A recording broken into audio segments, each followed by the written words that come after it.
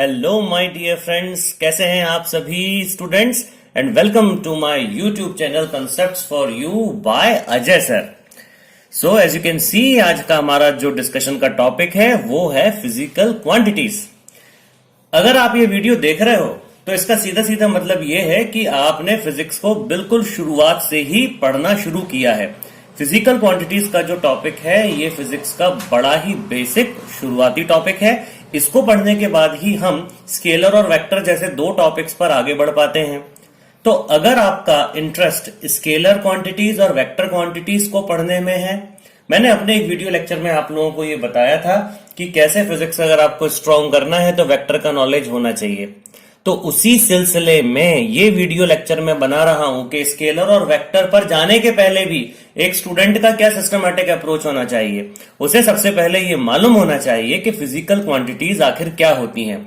So let's start without any delay आज का हमारा वीडियो, जिसका हेडिंग है, जिसका नाम है फिजिकल क्वांटिटीज। चलिए शुरू करते हैं। क्या होती है फिजिकल क्वांटिटी? अब देखो, तुम नाम पढ़ोगे, हेडिंग देखोगे तो उसको समझकर, उसको सुनकर, तुम्हें उसको पढ़कर क्या एक मन में फीलिंग आता है? जो सबसे पहला और बेसिक फीलिंग किसी भी बच्चे के मन में आता है वो बड़ा एक ऑब्वियस टाइप का फीलिंग होता है। वो सोचता है कि यार देखो, मैं फिजिक्स पढ़ रहा हूं तो फिजिक्स में मैं फिजिकल क्वांटिटी नहीं पढ़ूंगा तो क्या पढ़ूंगा। ये पहला फीलिंग है, बहुत बेसिक फीलिंग है। ठीक है, इस फीलिंग में कोई बुराई नहीं है, लेकिन अच्छी बात भी नहीं है। ये कोई 100% एग्जैक्ट आपका जवाब नहीं है कि फिजिकल क्वांटिटीज मतलब क्वांटिटीज ऑफ फिजिक्स। समझ रहे हैं आप किस तरीके से पहला एक रफ कनेक्शन आपका जुड़ता है इस हेडिंग के साथ में? तो पहला रफ कनेक्शन आपका जो जुड़ा वो क्या है? वो कुछ ऐसा है कि साहब हम फिजिक्स पढ़ रहे हैं और फिजिक्स में जो जो क्वांटिटीज आएंगी, जिन जिन चीजों का फिजिक्स में हम स्टडी करेंगे, जिन जिन चीजों का फिजिक्स में जिक्र होगा, उन चीजों को फिजिकल क्वांटिटीज कहा जाएगा। बहुत मासूम एक्सप्लेनेशन, बहुत ही इनोसेंट एक्सप्लेनेशन किसी एक न्यू कमर स्टूडेंट के दिमाग में ऐसी सोच आ जाती है जब वो नया नया 9th में आता है, नया नया 11th में आता है खास तौर पर। अगर ये डेफिनेशन सही है, अगर ये सोच आपकी सही है, मैं जिसे एक बड़ी मासूम सोच बोल रहा हूं, अगर ये सही भी है तो फिर सोचो, अगर केमिकल क्वांटिटीज में हेडिंग डालता, बायोलॉजिकल क्वांटिटीज अगर मैं हेडिंग यूज करता, मैथमेटिकल क्वांटिटीज अगर मैं यूज करता, अगर हेडिंग में इस प्रकार की यूज करता कि फिजिकल क्वांटिटीज की जगह हम चर्चा कर रहे होते कि केमिकल क्वांटिटीज क्या होती हैं, बायोलॉजिकल क्वांटिटीज क्या होती हैं, मैथमेटिकल क्वांटिटीज क्या होती हैं, तो हमारी सोच फिर कहां जाती? तो हमारी सोच हमको 3 दिशाओं में ले जाती। पहली दिशा, सर देखो ना, केमिस्ट्री पढ़ रहे हैं, दैट्स व्हाई केमिस्ट्री में जिन चीजों को पढ़ेंगे they are called chemical quantities. Biology का बच्चा बोलेगा कि क्योंकि मैं बायोलॉजी पढ़ रहा हूं तो इसमें जो चीजें, जो टर्म्स आएंगी, जो डेफिनेशंस आएंगी, उन्हें मैं बायोलॉजिकल क्वांटिटीज कहूंगा। अब ये तीसरी दिशा में मैथ्स का बच्चा जा रहा है, वो बोलेगा कि मैथ्स में जो जो टर्म्स आएंगी, मैथ्स में जो जो चीजें आएंगी, मैं क्योंकि मैथ्स की स्टडी कर रहा हूं तो उन तमाम चीजों को, उन तमाम टर्म्स को मैं मैथमेटिकल क्वांटिटीज बोलूंगा। तो आपको समझ में आया कि किस तरीके से हमारी सोच और हमारे विचार अलग अलग दिशाओं में जा रहे हैं। फिजिकल क्वांटिटीज मतलब फिजिक्स की क्वांटिटीज, केमिकल क्वांटिटीज मतलब केमिस्ट्री की क्वांटिटीज, बायोलॉजिकल क्वांटिटीज मतलब बायोलॉजी की क्वांटिटीज, और मैथमेटिकल क्वांटिटीज मतलब मैथमेटिक्स की क्वांटिटीज। 4 दिशाएं, और इन चारों दिशाओं में हमारी 4 अलग अलग प्रकार की सोच जा रही है। यही तो सोचने का विषय है कि क्या ये चारों सोच जो हमारे दिमाग में है, क्या वो सही है? इसका जवाब है नो, बिल्कुल सही नहीं है।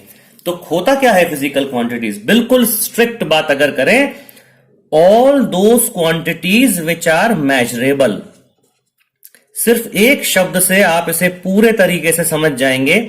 हर वो क्वांटिटी जो मेजरेबल है, हर वो क्वांटिटी जिसका मेजरमेंट कर पाना पॉसिबल है, उन्हें हम फिजिकल क्वांटिटीज के नाम से जानते हैं। अब भले ही वो क्वांटिटीज केमिस्ट्री में पाई जाती हो, फर्क नहीं पड़ता, बायोलॉजी में पाई जाती हो, कोई फर्क नहीं पड़ता, मैथमेटिक्स में पाई जाती हो, या साइंस की किसी भी दूसरी, तीसरी, चौथी, 5वीं ब्रांच में पाई जाती हो जिनका नाम आपने आज तक नहीं सुना, तो फर्क नहीं पड़ेगा। अगर आपने किसी भी क्वांटिटी में सिर्फ एक कैरेक्टर देखा, क्या वो मेजरेबल है? और अगर उसका आंसर है yes, if you have any quantity which is measurable, then आप उसे क्या नाम देंगे? आप उसे नाम देंगे फिजिकल क्वांटिटी। चलिए एग्जाम्पल से हम इसको समझते हैं, लेकिन आगे बढ़ने के पहले मैं एक बात आपको और जरूर कहना चाहूंगा, ताकि ये फ्लो चार्ट मेरा कंप्लीट हो जाए, कि चाहे मैं आपको कितने ही एग्जाम्पल क्यों ना दे दूं, अगर मैं सिलेबस की लिमिटेशन के अंदर रहता हूं तो सभी फिजिकल क्वांटिटीज को मैं दो कैटेगरीज में डिवाइड कर सकता हूं। फर्स्ट कैटेगरी जिन्हें स्केलर्स या स्केलर क्वांटिटीज कहा जाता है, एंड सेकंड कैटेगरी जिसे वेक्टर्स या वेक्टर क्वांटिटी कहा जाता है। मतलब फिजिकल क्वांटिटीज जो भी होती हैं या तो वो स्केलर होती हैं या वो वेक्टर होती हैं, तुम इस बात को ऐसे समझो। अब अगर आपने ध्यान से सुना हो तो मैंने एक अभी अभी बात आपसे कही कि मैं सिलेबस के दायरे में रहकर आपसे बात कर रहा हूं, दैट्स वाई मैंने फिजिकल क्वांटिटीज को दो हिस्सों में डिवाइड किया, एक स्केलर और दूसरा वेक्टर। थोड़ा सा अगर आप मुझे फ्रीडम दें कि मैं सिलेबस के बाहर जाऊं तो टेंसर्स और फेजर्स जैसे कुछ नए फिजिकल क्वांटिटी भी दुनिया में पाए जाते हैं, लेकिन फिलहाल हमारा प्राइम मोटिव है कि हम 12th के सिलेबस के बहुत ज्यादा बाहर नहीं जाना चाहते, तो हम इतना मान के चल सकते हैं कि फिजिकल क्वांटिटीज दो प्रकार की होती हैं, या तो वो स्केलर्स नेचर की होती हैं या वो वेक्टर नेचर की होती हैं।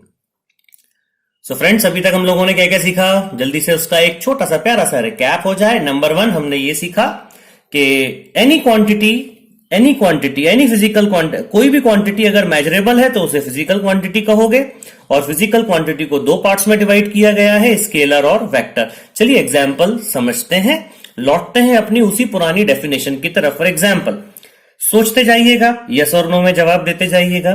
क्या हम मास को मेजर कर सकते हैं? बिल्कुल, मास को मेजर किया जा सकता है और इसका ऐसा यूनिट होता है किलोग्राम। क्या हम लेंथ को मेजर कर सकते हैं? हाँ जी साहब, बिल्कुल कर सकते हैं और इसका ऐसा यूनिट होता है मीटर्स। क्या हम टाइम को मेजर कर सकते हैं? यस, एंड इट्स ऐसा यूनिट इज सेकंड। ठीक है। क्या डिस्टेंस को मेजर किया जा सकता है? ऑफ कोर्स, एक प्रकार का लेंथ ही तो है। ठीक। क्या स्पीड मेजर की जा सकती है? बिल्कुल होती है, इट्स ऐसा यूनिट इज मीटर पर सेकंड। क्या वर्क मेजर होता है? यस। क्या एनर्जी मेजर होती है? बिल्कुल मेजर होती है, दोनों का ऐसा यूनिट है जूल। तो इस तरीके से बहुत लंबा लिस्ट है, बहुत ज्यादा लंबा लिस्ट है। अब इन तमाम चीजों में आपने क्या देखा? सिर्फ एक कैरेक्टर देखा कि ये मेजरेबल है। थोड़ा और आपसे डिस्कशन कर लें सो दैट टॉपिक हमारा कंप्लीट हो जाए। क्या डिस्प्लेसमेंट मेजर होता है? बिल्कुल होता है, डिस्प्लेसमेंट मेजर होता है, इसका एसआई यूनिट होता है meters. Similarly we can measure velocity, metre पर सेकेंड इसका यूनिट है। We can measure acceleration, meter पर सेकेंड स्क्वायर, इसका ऐसा यूनिट होता है। वी कैन मेजर फोर्स, हम फोर्स को मेजर कर सकते हैं, इसका ऐसा यूनिट होता है न्यूटन। हम मोमेंटम को मेजर कर सकते हैं। ठीक है, मोमेंटम आप पढ़ेंगे, product of mass and velocity, kg metre पर सेकेंड इसका यूनिट होता है। हम मेजर कर सकते हैं टॉर्क को मेजर किया जा सकता है। टॉर्क एक प्रकार से फोर्स का एनालॉगस होता है रोटेशनल मोशन में, जो बॉडी को रोटेट कराने के लिए रिस्पॉन्सिबल होता है। ठीक है, तो टॉर्क कैन ऑल्सो मेजर्ड। अब इन तमाम चीजों का ऐसा यूनिट अगर आप लिखें तो इसका ऐसा यूनिट होता है किलोग्राम। यहां लेंथ में आप आ जाए मीटर्स, टाइम में आ जाइए second, distance again metre, speed में मीटर पर सेकेंड, वर्क जूल हो गया, एनर्जी का ऐसा यूनिट भी जूल हो गया, डिस्प्लेसमेंट में मीटर्स है, वेलोसिटी मीटर पर सेकेंड है, एक्सेलरेशन है मीटर पर सेकेंड स्क्वायर, फोर्स है न्यूटन, मोमेंटम है केजी मीटर पर सेकेंड, और torque, yes tell me what is the SI unit of torque? ठीक, ये मैं ब्लैंक छोड़ रहा हूं, ये आपके वर्कआउट के लिए है, और ये इसीलिए मैं ब्लैंक छोड़ रहा हूं ताकि मैं उम्मीद करता हूं, एक्सपेक्ट कर सकता हूं कि कुछ बच्चे जरूर मुझे मेरे कमेंट बॉक्स में टॉर्क का ऐसा यूनिट दें, so that I can interact with them, मैं उन्हें बता सकूं, उनसे बात कर सकूं, वो मेरे से इंटरेक्ट कर सके। तो टॉर्क का ऐसा यूनिट क्या होता है वो मैं आपके वर्कआउट के लिए छोड़ता हूं। लेकिन यार एक मजेदार बात देखो, बहुत मजेदार बात, अगर तुमने एक चीज देखी है, ये तमाम बातें जो मैंने लिखी हैं, ऑब्वियसली देखो ना, ये मैंने स्केलर की हेडिंग के नीचे लिखी है, तो ये सारे के सारे फिजिकल क्वांटिटी कौन होंगे? स्केलर होंगे। और मैंने इनको वेक्टर के नीचे लिखा है, तो ये सारे के सारे क्वांटिटी कौन होंगे? ये वेक्टर होंगे। हालांकि मैंने ना तो तुम्हें अभी ये समझाया कि स्केलर क्या होता है, ना मैंने तुम्हें ये समझाया वेक्टर क्या होता है, और तुम अभी इसको समझने का ट्राई मत करो। बिल्कुल कोशिश मत करो, ये पैनिक मत लो, हेडेक मत लो कि यार ये स्केलर क्या चीज होती है, वेक्टर क्या चीज होती है ना, अभी भूल जाओ इस चीज को। तुम लौटो अपने पुराने मुद्दे पर कि फिजिकल क्वांटिटीज क्या होती हैं। All those quantities which are measurable called physical quantity. और ठंडे दिमाग से सोचो कि हम इनको मेजर कर पाते हैं ना, हम इनको मेजर बिल्कुल कर पाते हैं। और सबसे बड़ा सबूत कि ये मेजरेबल है बताऊं क्या, कि सभी की कुछ ना कुछ एसआई यूनिट होती है। That is the biggest clue. सबसे बड़ा क्लू है कि सभी का कुछ ना कुछ ऐसा यूनिट होता है।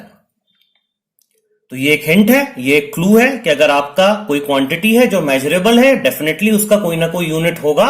दैट मीन्स हम उसके माथे पर ये टाइटल लगा सकते हैं कि भाई आप कौन हो, आप फिजिकल क्वांटिटी हो।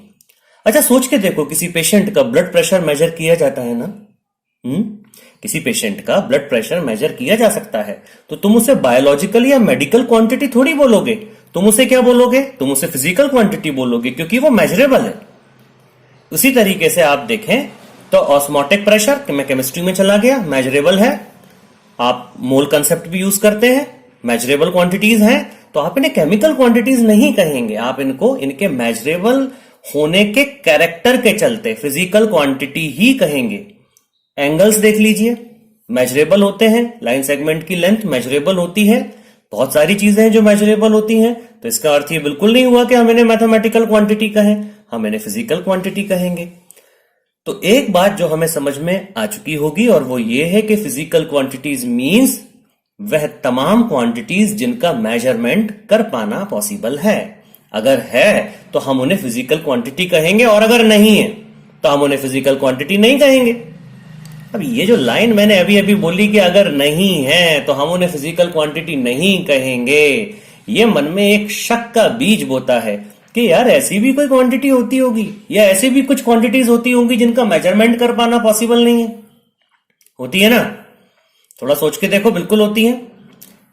आपका बेस्ट फ्रेंड और आप, क्या आप उसके और अपने बीच में बॉन्डिंग, अंडरस्टैंडिंग या जो फीलिंग है वो मेजर कर सकते हैं? क्या आपके मम्मा पापा के मन में आपके लिए जो प्यार है वो मेजर हो सकता है क्या? बिल्कुल नहीं हो सकता। किसी एक पर्सन को दूसरे पर्सन से मिलने वाली सिंपैथी मेजरमेंट हो सकती है? बिल्कुल नहीं हो सकती। किसी का गुस्सा मेजर कर सकते हो कि अरे रे आज तो मैं घर आने में लेट हो गया, पापा का गुस्सा 100 वोल्ट का होगा, ऐसे कुछ होता है क्या? नहीं होता ना।